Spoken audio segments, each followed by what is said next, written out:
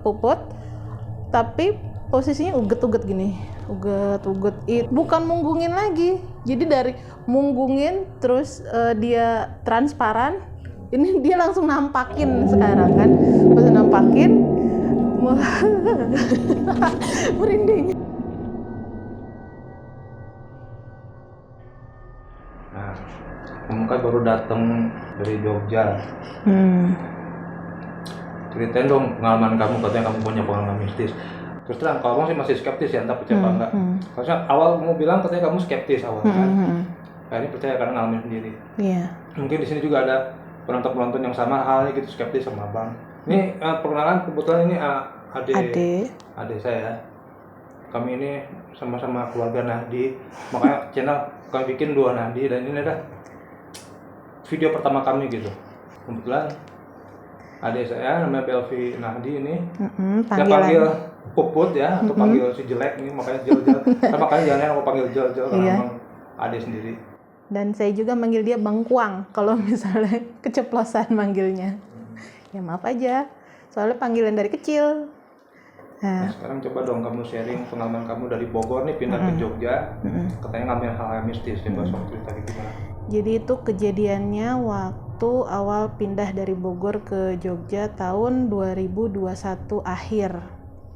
Nah saat itu suami tuh udah booking kosan di dekat tempat kerjanya lah ya kan. Nah di situ di tempat kosan itu di dalam pedesaan, tapi kosannya itu kosan eksklusif, kan jarang-jarang ya di pedesaan tapi kosnya eksklusif kayak gitu. Nah sempat agak ragu, tapi ya cobalah masuk aja karena memang asri banget.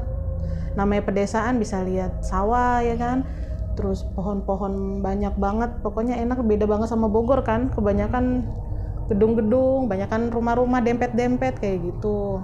Nah terus di situ saya baru ngalamin kejadiannya itu di hari ke-5.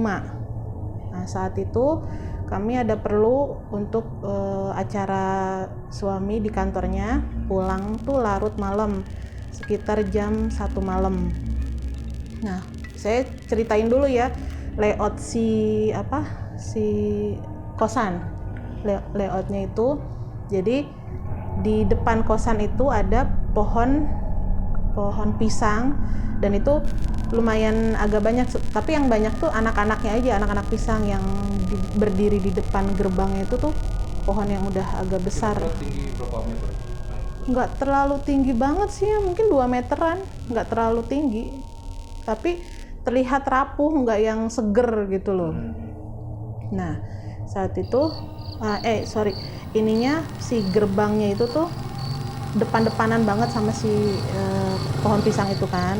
Nah, pas saya turun motor, nah otomatis kan saya turun ke sebelah kiri yang otomatis berhadapan dengan si pisang itu kan, pohon pisang itu, karena mau buka gerbang. Nah pas saya turun, pas saat itu kok ngelihat kok ada putih-putih apa nih gitu kan, mikir oh mungkin cahaya atau apa, mikirnya seperti itu. Nah udah nggak silau, cuma sedikit ada putih aja, nggak tahu silau nggak tahu apa, tapi nggak silau sama sekali sih. Udah masuklah ke gerbang, pas tutup gerbang, motor kan masuk, tutup gerbang, saya ngelihat ternyata kok ada kayak sugus gitu, si poci gitu kan. Nah itu tapi dia ngebelakangin si pohon pisangnya gitu, jadi nggak ngadepin ke Puput gitu, nggak, mukanya tuh nggak ada, tapi memang ngebelakangin. Nah, udah tuh, wah situ kan langsung kaget, langsung kabur tuh, nggak ngomong sama suami, masih diem karena masih mungkin halu, bener-bener halu gitu, nggak mungkin lah, masa iya ada poci, masa bisa ngelihat poci gitu kan. Udah singkat cerita, hari berikutnya nggak ada, karena kita nggak pulang malam. Nah seminggu kemudian kita pulang malam lagi. Pas pulang malam itu yang keduanya kan, itu ngelihat poci lagi. Pas kejadiannya sama juga, turun dari motor ngelihat. Nah dan itu yang kedua kalinya ngelihat pocinya itu si pocinya itu jadi kayak hologram nembus pandang. Jadi si pocinya tuh diantara si pohon pisangnya itu gimana sih yang namanya tembus pandang, ngerti kan ya? Udah. Nah di situ lumayan gemeteran, kan merinding lagi. Lumayan gemeteran, terus sempat mau ngomong sama suami dulu, tapi ntar dulu deh gitu kan. Udah masukin dulu motor ke gerbang, saya tutup pintu lagi, gerbangnya udah nggak ada tuh. Udah, terus ngomong sama suami, kayaknya tadi aku ngeliat bayangan poci deh kayak gitu. Mikirin macem-macem aja gitu. Kalau suami kan memang nggak percaya kayak gituan kan. Udah singkat cerita, jalannya waktu jalan. Nah ada lagi hari dimana pulang malam lagi, itu sekitar jam 2 jam 3-an kalau nggak salah baru pulang. Nah ini ketemu dia lagi di tempat yang sama lagi, tapi posisinya dia ngadep ke Puput, tapi posisinya uget-uget gini, uget itu bukan munggungin lagi. Jadi dari munggungin terus dia transparan, ini dia langsung nampakin sekarang kan, pas nampakin merinding. Yang ditampakin tuh apa kan? Bilang mukanya gimana? Mukanya tuh hitam, jadi nggak gosong, kayaknya kayak gosong, tapi nggak kelihatan itu ada kulitnya atau apa, karena mungkin satu gelap, satu mungkin kaget atau gimana. Itu benar-benar full ini hitam, nggak ada matanya, nggak ada apa, nggak ada. Nggak ada kecium apa-apa. Nah terus si bajunya tuh lusuh, nggak yang putih bersih gitu. Abang tahu nggak kalau pocong tuh kayak gimana? Yang abang tahu? Ya kan, ya kalau di film sih tampaknya kan seram gitu kan, kayak skull gitu, tengkorak berlubang gitu. Enggak. Ini enggak. Yang Putu lihat tuh nggak kayak gitu. Bener-bener hitam, polos hitam aja. Bukan katanya memang hitam terus ada kecium bau angus. Itu angus. Nah yang selanjutnya, nah yang terakhir nih yang ketemu si Poci ini sebelum pindah ya, itu pokoknya dalam waktu sebulan itu ketemu si Pocinya tuh kayak gitu. Pas bulan kedua, nah baru dia ngasih aroma gosong kayak apa tahu. Sampai suami bilang, saya kan ngomong, itu bau gosong banget ya. Terus kata suami, alah itu kali yang sate katanya, atau enggak bakar-bakaran sampah. Tapi tuh baunya bukan bau yang kayak sate kan. Kalau sate kan ada aroma daging gimana, ini tuh gosong tapi bau pahit, kayak areng, baunya kayak gitu, bukan yang ada dagingnya gitu loh. Terus wah kok makin santer, udah kan. Tapi pas dilihat ke pohon pisang itu memang nggak ada si Pocinya. Pas mau masuk, pas tutup gerbang, dia nongol dengan kepalanya begitu doang di balik si pohonnya. Kayak pikabu gitu. Iya, kayak gitu, cuma gini aja. Tapi kepalanya doang, jadi cuma si hugusnya doang, nggak yang bodinya tuh nggak kelihatan, cuma itu doang. Lihat merinding kelihatan nggak? Merinding banget. Udah. Nah, terus ternyata pas kita cerita sama teman kos, ternyata teman kos juga ada ngalamin. Bukan Put doang. Bukan. Nah, ternyata temen pun juga gitu sama. Pertamanya awalnya dia di grup kos kan, biasanya di grup kos kan ada grup masing-masing. Dia gitu bilang, barusan aku lihat Poci loh, ada yang pernah ngalamin nggak, katanya gitu. Terus Put masih diem karena kan nggak mau bikin heboh gitu kan, karena suami sendiri aja nggak percaya. Mungkin saat itu saya memang halu karena kan emang punya NCT kan, jadi mungkin udahlah, emang udah error kali otaknya atau gimana.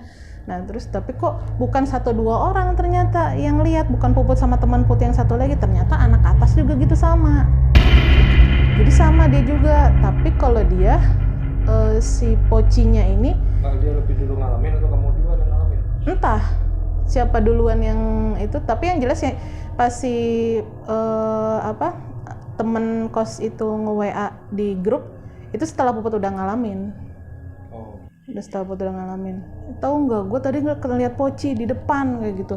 Ada yang pernah ngalamin nggak kayak gitu? Ada yang pernah lihat nggak kayak gitu-gitu? Tapi pas mau dibales kan nggak enak juga. Nggak taunya ada yang balas lagi, yang kamar di atas. Posisinya itu di kosan itu ada 10 kamar ya, 5 di bawah, 5 di atas. Terus dia bilang, wah baru aja aku tutup gerbang lihat katanya. Dia masa uget-uget katanya gitu. Si Pocinya tuh uget-uget begini. Wah berarti kan sama, berarti bukan Put doang yang halu gitu loh. Put masih diam. Nah besok harinya gitu lagi teman. Wah ini kosan gak beres nih kayaknya. Kayak gitu. Masa iya kita tiap pulang malam diliatin, tapi kalau nggak di bawah jam 12 malam tuh nggak pernah ada penampakan apa-apa, bau di atas jam 12, anehnya gitu. Jadi wah kok ini agak-agak creepy banget kalau pulang malam kayak gitu. Terus sampai Bukos juga sempat ngomong,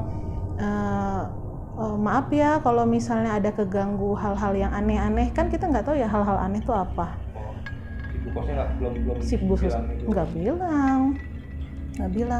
Nah tapi anehnya dari situ setelah kita nih bertiga nih dengan Put nih, berarti bertiga kan lihat itu kejadian aneh yang di kos tuh ada lagi, tapi bukan Poci. Jadi kayak misalnya kan si dapur itu udah di atas, jadi dapur bersama kosannya tuh. Tengah malam selalu ada yang masak. Suara masak kangkung, wah bener-bener tuh. ya gitu. Sampai di kosan, sampai di WA lagi di grup kan. Ini siapa sih yang masak tengah malam, nggak punya otak apa? Kayak gitu. Kita lagi istirahat karena kita pekerja semua kan. Di kosan itu pekerja semua. Ini nggak ada hari lain apa? Nggak ada jam lain apa buat masak kayak gitu. Nah tapi nggak ada tanggapan, mungkin karena udah pada tidur kan. Pagi-paginya pada balas. Kita nggak masak loh, aku nggak masak, gini-gini nggak masak, dan semua penghuni itu bilang nggak masak. Nah itu yang ngalamin bukan Put tapi tetangga sebelah. Ini siapa sih yang masak gitu? Hari besoknya Puput yang ngalamin, kok ada suara masak ya kan. Kebetulan si Mas mau ngopi, otomatis Puput harus ke atas dong. Oh ada temen kan, ada temen di dapur. Udah ke atas lah mau bikin kopi karena suami mau begadang ngerjain tugas. Pas ke atas bersih, di dapur tuh nggak ada apa-apa, nggak ada bekas air lah di bawah di kamar, karena dapurnya tuh persis di atas langit-langit Puput. Jadi dalam kamar pun iya kedengeran kalau orang masak kedengeran. Karena kan dia itu nggak ada sekat, nggak ada jendela, nggak ada apa, jadi kayak di luar kebuka, ruangannya kebuka, jadi otomatis kalau krangkong atau cuci iya jelas. Apalagi kan di pedesaan itu jam 7 jam 8 tuh udah sunyi senyap banget gitu. Tapi itu kedengaran jam di atas jam 12 selalu pergerakan itu tuh selalu. Nah terus udah gitu motor nyala sendiri, motor metik, bukan motor Puput, motor temen. Nah mungkin kesenggol atau apa kan, masih positif kan kesenggol. Terus tapi lihat di CCTV nggak ada yang nyenggol, nggak ada apa, meskipun tikus kali. Teras dalam, teras di parkiran itu kan emang satu tempat tok buat motor gitu. Jadi dikasih ini kamar 1, 2, 3, 4, jadi dia ada jalurnya masing-masing, dan itu ya semuanya sebenarnya pada rapi. Terus nyala sendiri, lampunya nyala sendiri. Mungkin kan remote, mungkin kepencet remote atau gimana. Enggak kok, remote enggak gue ngapa-ngapain kayak gitu kok, kenapa ini ya. Terus lihat CCTV, mungkin ada tikus atau apa gitu, kucing ya kan, namanya metik kan suka sensitif kan gitu. Tapi nggak ada di Zoom juga nggak ada. Udah.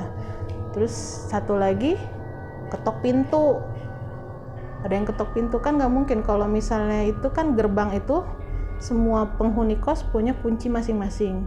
Jadi setiap dia pergi dia kunci gembok, jadi otomatis nggak ada orang asing masuk lah, ya kan.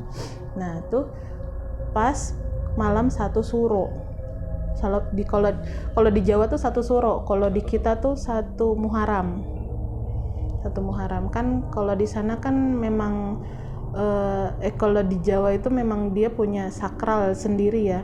Misalnya kayak ada pengajian kayak gitu dalam malam 1 suro itu. Nah, terus yang banyak mungkin maaf ya kalau salah, suka dibawa mistisnya itu loh, kayak misalnya mandiin keris atau apa, itu kan di malam 1 suro. Nah pas malam 1 suro itu 5 kamar itu diketuk pintunya secara bersamaan. Itu satu lantai atau beda lantai. Jadi kan Put di kamar nomor 1 yang diketuk itu ganjil, tapi bukan termasuk Puput. Jadi 3, 5, 7, 9. Oh, ada nomor kamar 3, 5, 7, jadi satu ganjil. Dan satu lagi rumah bukos. Jadi 5 kamar. Oh, bukos di situ juga tinggal. Iya, jadi di pelataran parkiran itu tuh rumah bukos. Jadi kita di belakangnya. Memang satu area. Oh, satu area. Ibunya nggak punya nomor, kali kalau khusus buat kamar. Iya, jadi yang Puput enggak, anehnya. Puput enggak kan, jadi Puput kan 1. Iya, tapi Puput enggak ada ketukan. Jadi 3, 5, 7, 9 sama rumah ibu kos di belakang, tapi di dapurin tempat ininya pembantunya. Yang jelas kalau bukos mah beda sendiri rumahnya. Iya, beda. Enggak. Cuma diketok bersamaan. Dan itu kejadiannya juga di WA grup. Pagi-pagi siapa ya yang semalam ngetok, males ngebukain pintu. Selalu gitu. Udah gitu aja sih.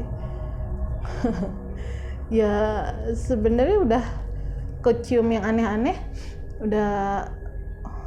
udah agak lama, tapi masih bertahan ya sampai 3 bulan. Akhirnya ya nggak kuat, pindah ke kontrakan. Nah di kontrakan itu juga ada lagi, cuma yang lainnya itu teman-teman yang ngalamin gitu. Jadi untuk cerita yang berikutnya kita di lanjut next. aja ke episode berikutnya ya. Next ya. Oke deh teman-teman, dosis yang udah nyimak, terima kasih udah nyimak ya, karena ini emang video perdana, jadi mohon dimaklum dan juga keuangannya. Bagi kalian yang mungkin punya cita-cita mistis bisa dikirim ke kami ya, kirim ke email kami di sini, Duonahdi ya. Bawah ya, tinggal diklik aja. Ya semuanya. Yuk, closing. Bye.